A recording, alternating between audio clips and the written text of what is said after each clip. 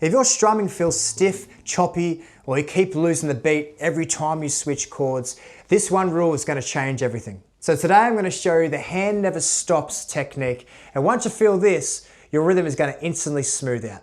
Let's get into it. Most people try to memorize strumming patterns, and that's why everything sounds forced. Playing by feel isn't about remembering shapes, it's about keeping a steady, predictable motion in your strumming hand. When your hand freezes or it hesitates, the whole groove can just fall apart. So this technique fixes that by giving your right hand one simple job. Keep moving no matter what. So let me show you how to actually apply it. Rightio, so the first tip, turn your strumming hand into a pendulum. This is the foundation of everything you'll ever do on a guitar. Before we worry about patterns or anything like that, you need this one simple motion locked in. Your hands swinging down and up without stopping. So we're just going to start by swinging your hand in the air just like this. Don't hit anything yet. Just let your arm kind of hang off your shoulder there, just moving down and up, just like that. Nice and loose. You shouldn't feel any tension in your wrist or your shoulder. And if you do, kind of shake it out, right? Shake your arm out and reset if you have to. Now after you do that for a bit, check in with your body, right? Is your shoulder kind of lifting up too much when you strum? Drop it. Is your wrist a little bit stiff? You know, give it a bit of a wiggle. This should feel very effortless, almost kind of lazy. All right, so now bring your hand to the guitar, and now we're gonna gently brush the strings on every swing down and up, just like this. All right, I've muted the strings here with my left hand, just going down and up. Don't try and make it sound good, that doesn't matter. Don't try and play a pattern yet. We're just teaching your hand to move. And that's the whole point, right? Your arm keeps the rhythm no matter what your brain is doing. Just trying to lock into that. Once you've found a nice steady pace, now it's starting to feel comfortable. Now we'll add a bit of speed control, right? So we're going to slow the pendulum right down, just like that.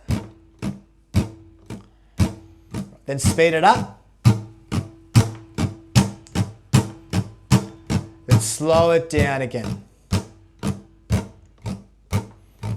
Speed it up again.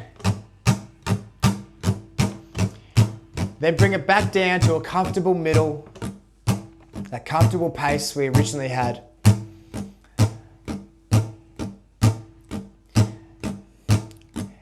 And that's what we want to do. Your arm should really be able to swing at any speed without tensing up or losing the flow. And then you can try experimenting with different movements, right? You could try one strum where the movement is mostly from your elbow. That's going to be a much bigger motion. You could try a strum where it's mostly from your wrist, right? That's going to be a much smaller motion. I tend to mostly use my wrist when I'm playing with minimal kind of elbow movement, but there's no right or wrong, guys. Do whatever works for you. Find the balance that feels natural. Right? Everyone's pendulum does look different.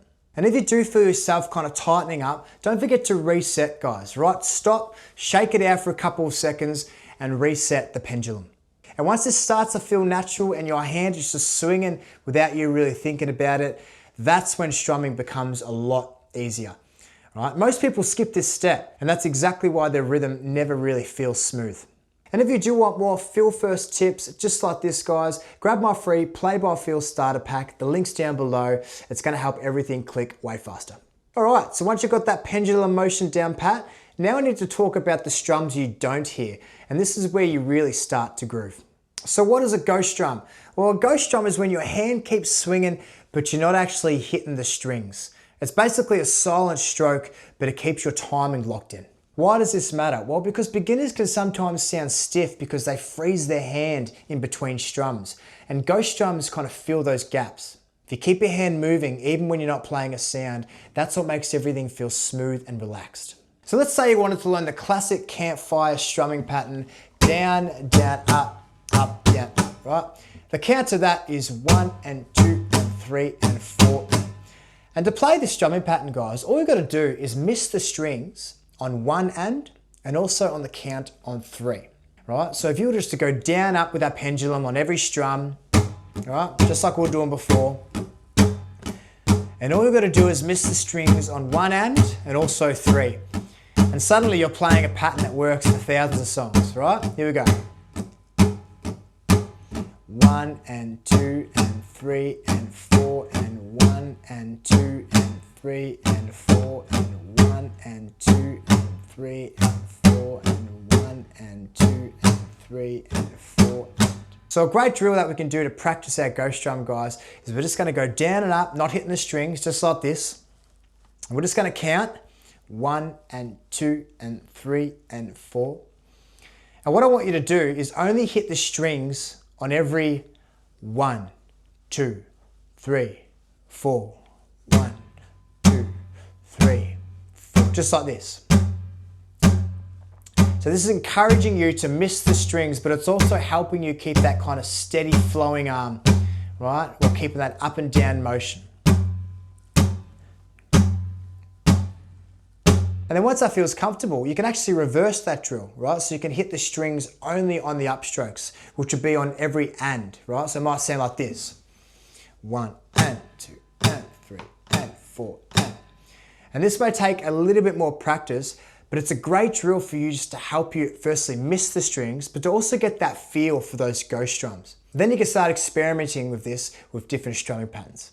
So now that your hand can move and you can control which strums to hit, let's fix the final rhythm killer. Chord changes that completely break the groove.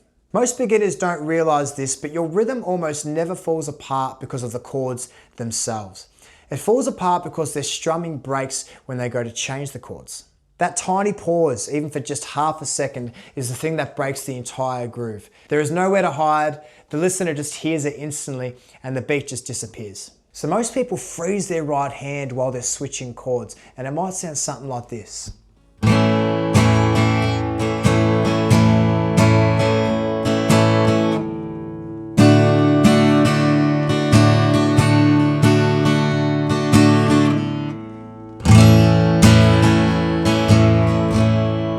So instead of doing that, what I want you to do is, you guessed it, you've got to keep that right hand moving.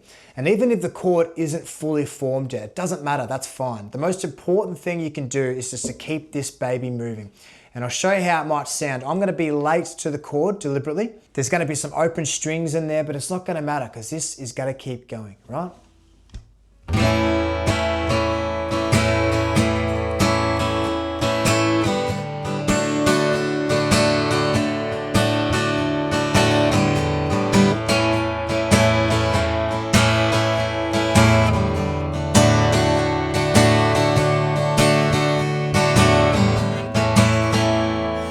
Now, as you could hear there, I was late to every single chord, but it was still okay, right? Because there was a pulse to it and there was a rhythmical backbone to it that just kept the song flowing. Your fretting hand is allowed to be a little slow, but your strumming hand isn't. Once you could separate those two jobs, your playing levels up instantly. So remember the rule, the hand never stops. The pendulum gives you consistent time, the ghost drums keeps the groove alive, and the moving hand during the chord changes prevents everything from falling apart. You lock in these three ideas and suddenly every pattern just feels easier, every change feels smoother, and your rhythm just gets that natural, relaxed feel. And if you haven't grabbed it yet, guys, download my free Play by Feel starter pack. It's full of feel-first tips that make strumming and chord changes way easier. The link's down below. Thanks again for joining me, guys. I appreciate you being here.